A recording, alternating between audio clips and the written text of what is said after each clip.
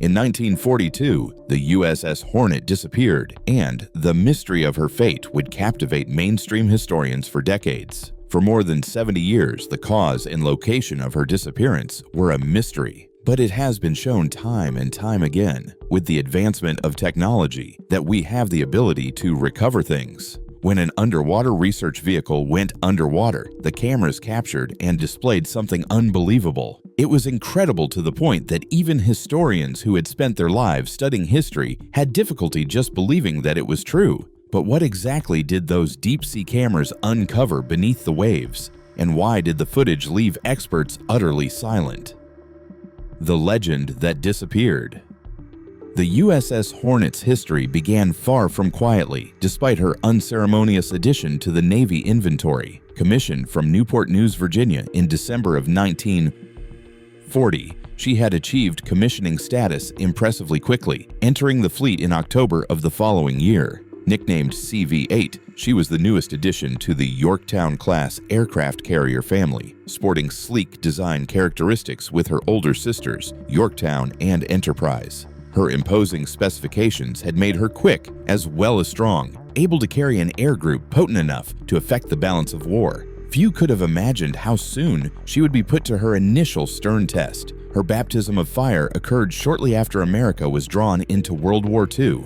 In April 1942, Hornet was selected for what seemed an impossible mission, positioning American bombers within striking distance of Tokyo. The notion of launching Army B-25s from a carrier deck was suicidal. Every aspect required meticulous care. Fuel tanks were extended, every ounce of weight carefully measured, and the crews were warned in harsh terms of their survival possibilities. Contrary to expectations, on April 18th, 16 bombers launched from the Hornet's deck, executing the historic Doolittle raid. While material damage to Japan was slight, the psychological impact was huge. For the first time, the home islands of Japan tasted war's ruin, and Americans saw hope reborn for the first time since Pearl Harbor. This was just the prologue to Hornet's legendary career. She was involved in the Battle of Midway in June 1942, one of history's most decisive naval battles. Along with Enterprise and Yorktown, she was a key element in shutting down Japan's carrier power. Her air squadrons played a key role in disabling 4 Japanese carriers: Akagi, Kaga, Soryu,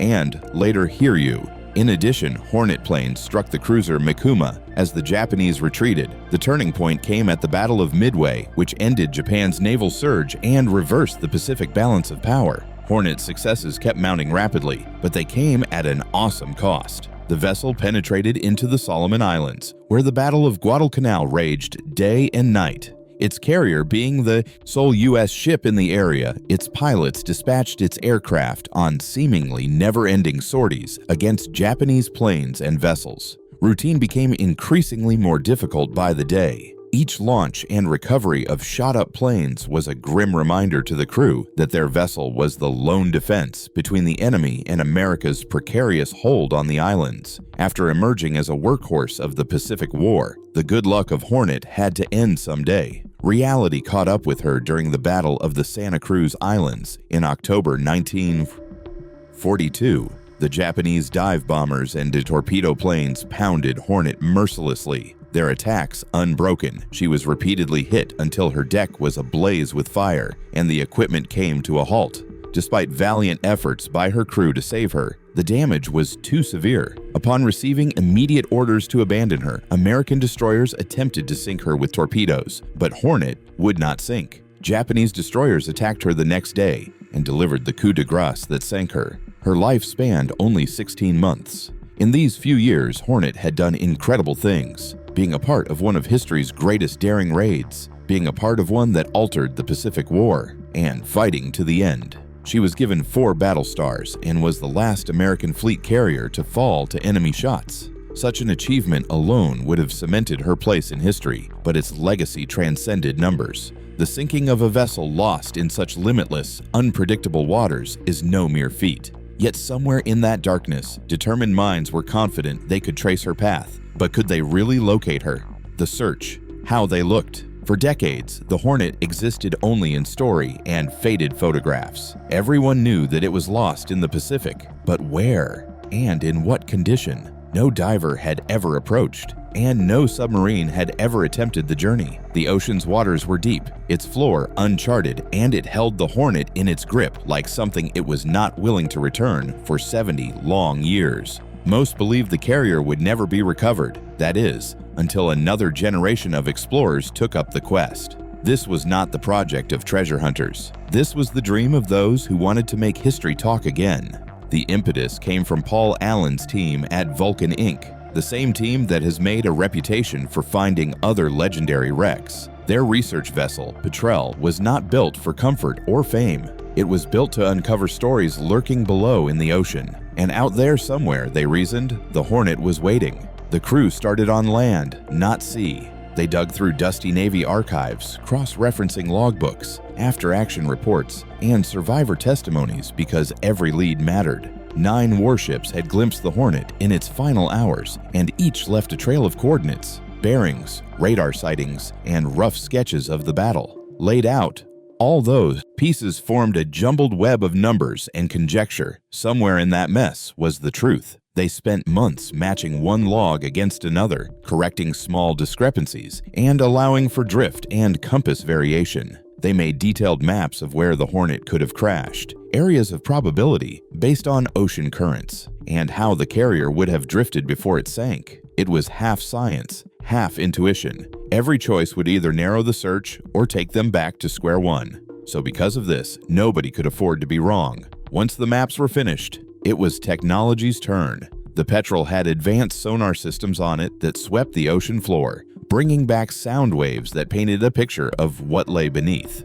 The operators would watch those readings, looking for anything that broke up the flat surface of the seabed. One curve down there might just make all the difference. The sonar, however, could show only so much. To see what was really down there, the crew relied on robotic explorers called Remote Operated Vehicles, ROVs, and Autonomous Underwater Vehicles, AUVs.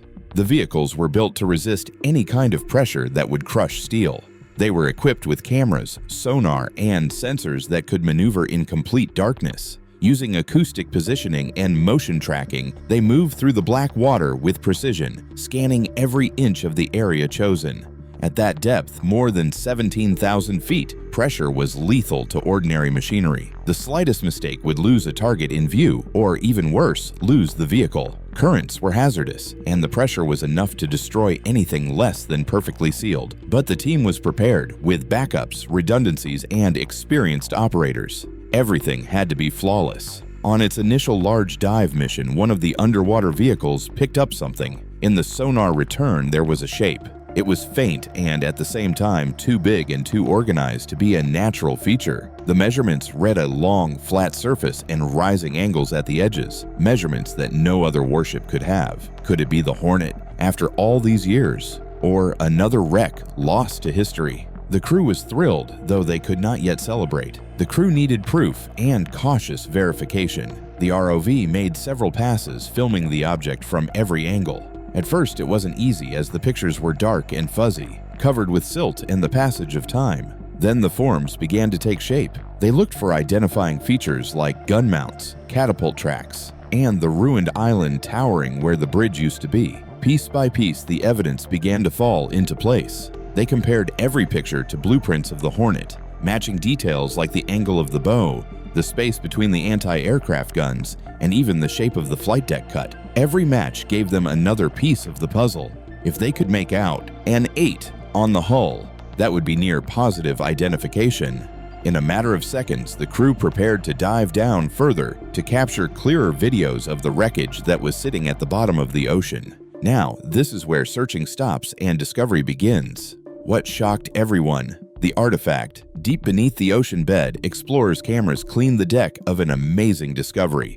The sight before them froze time. A victorious 5-inch gun turret watched over the place, its barrel still facing upwards, frozen in perpetually tense readiness for a command that never would be given. Unlike most war artifacts, the gun had not been distorted by gravity or buried in seafloor mud. Instead, it remained steadfast, a spectral reminder of the battle that took the Hornet to rest. The camera then proceeded to reveal other aspects of the past preserved. The 1.1-inch anti-aircraft guns still had their planned aiming positions. Their frames, casings, and mounts remained exactly as they were during combat operations. None of their positioning appeared to be disordered or sloppy. The air seemed to suggest that the crew might have just gotten up and left for a moment, never to come back. Rather than dispersing these baubles, the ocean had kept them there, creating an underwater time capsule. Under the ominous glare of the probing beams, something ordinary yet surreal materialized in the distance. An International Harvester airplane tug, towering high and steady. This diminutive towing tractor remained motionless, waiting patiently for its next mission, towing airplanes into place. Decades deep underwater, its outline was surprisingly fine and distinct, but that was hardly the only incredible discovery.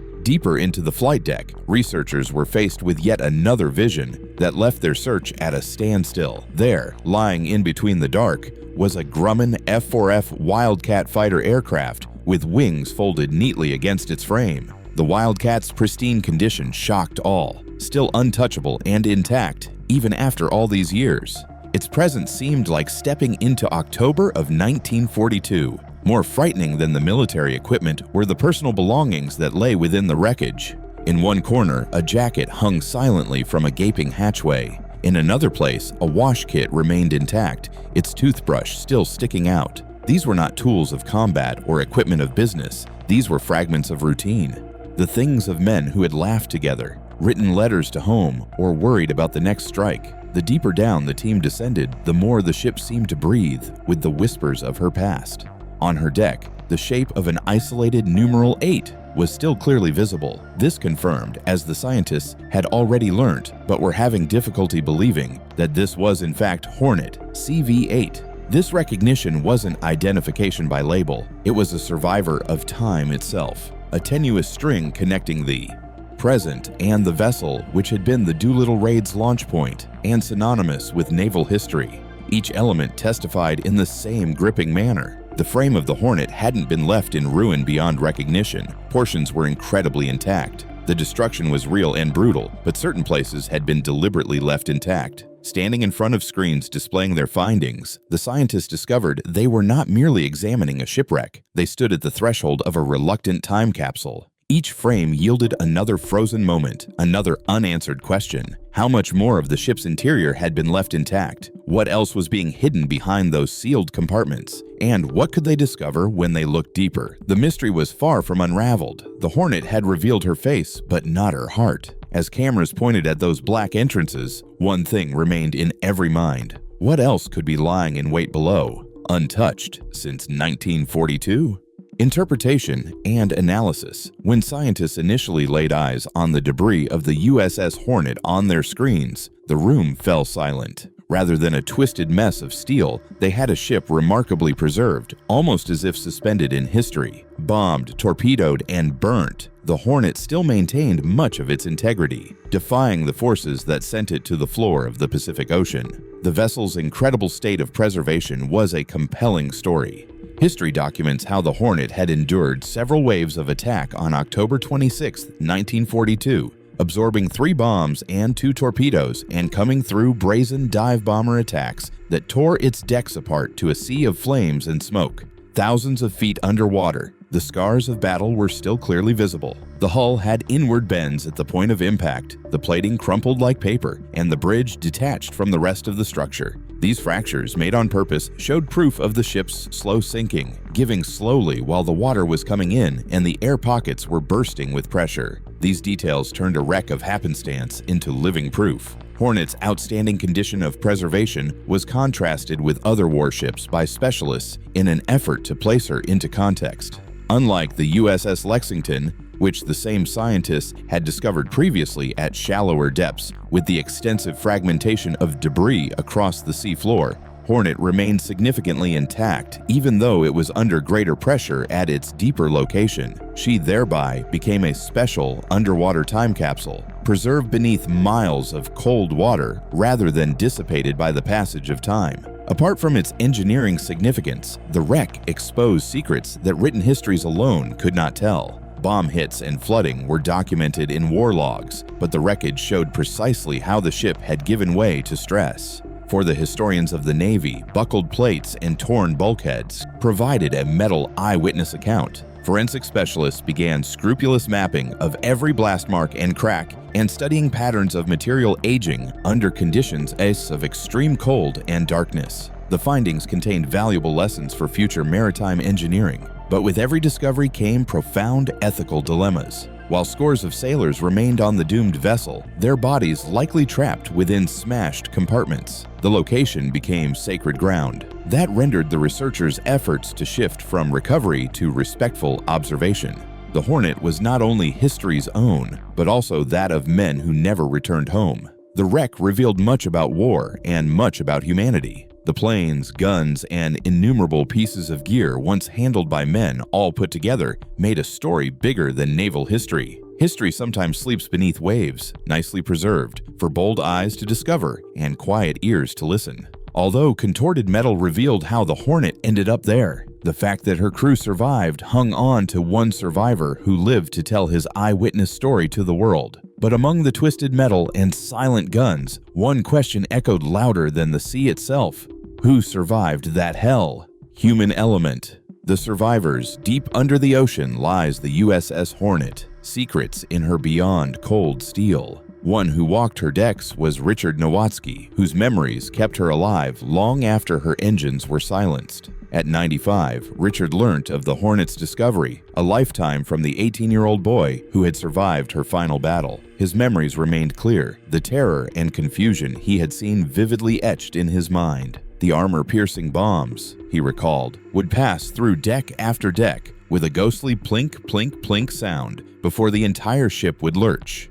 When scientists presented him with a video of the wreckage, he immediately recognized his old gun mount position. The spotlessly preserved ship beneath the waves stirred up memories he thought were lost to the decades. Even in that melancholy moment, Nowatzki retained his sense of humor, quipping about $40 in his locker. Behind his smile were unspoken truths known only to sailors and ghosts. About 140 crewmen never returned home that October 19 May 42 day, their lives lost in fire, water, and twisted steel. The shipwreck is simultaneously a crypt and a memorial, a site for tragedy and heroism forever linked together. For the survivors and their families, discovery offered closure after 70 years of uncertainty. The Hornet is a lasting symbol of naval courage and conceals secrets of war that only the Silent Sea has ever known.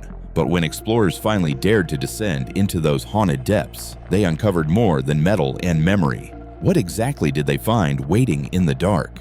Technical challenges and risks. At 17,000 feet below sea level, the USS Hornet's mission faced unprecedented adversity. The Beatty crushing pressure zone is placed at nearly 8 tons per square inch, enough to crush even titanium-reinforced ships. Each component had to be thoroughly tested, as one defect could be catastrophic. Navigation was equally risky. They had only sonar pulses for directions, shooting sound waves into the void to locate the Hornet buried beneath its layer of sediment. Each echo back home was like a heartbeat, confirming both presence and location. Communication delay imposed additional perils. Commands from the surface took precious seconds to reach the submersible, and video feeds struggled through miles of seawater, reaching their destination decimated and delayed. When the signals ruptured, their operators were left holding their breath, awaiting the sea to reaccompany their robot explorer. Physical danger lurked around each corner. The wreckage of the war produced a labyrinth of jagged detritus, where one slip could snag wires or shatter propellers. Underwater currents posed a constant danger that could move the vehicle near the remains of the Hornet. Any movement would have to be calculated against disaster. Engineers added redundant power systems, cameras, communications, and navigation, and to minimize danger. Every crewman drilled until emergency responses were habitual, knowing repairs would have to be remote and precise. The weather itself created other hazards. Near freezing temperatures halved battery life, corrosion threatened even hard alloys, and deep-sea animals deposited hazardous slick spots on the wreck. The human aspect was every bit as daunting. Days turned into weeks under tight schedules and sleep deprivation for long hours. Engineers worked in cramped quarters aboard the research vessel, their nerves stretched thin by fatigue and extended focus. Every decision had grave consequences, wagering against distance, pressure, and time. But beneath all these technical hurdles was a tremendous burden. The Hornet was a war cemetery, requiring engineers to tread a delicate balance between scientific investigation and respect. Each sonar ping and propeller stroke was required to maintain both the integrity of the site and the memory of those who died there. As history emerges from the deep, explorers are driven to ask, how far are we willing to go for the remaining secrets still hidden beneath the seas? Thank you for watching. Feel free to share your thoughts in the comment section, and don't forget to like, share, and subscribe, and subscribe, and subscribe.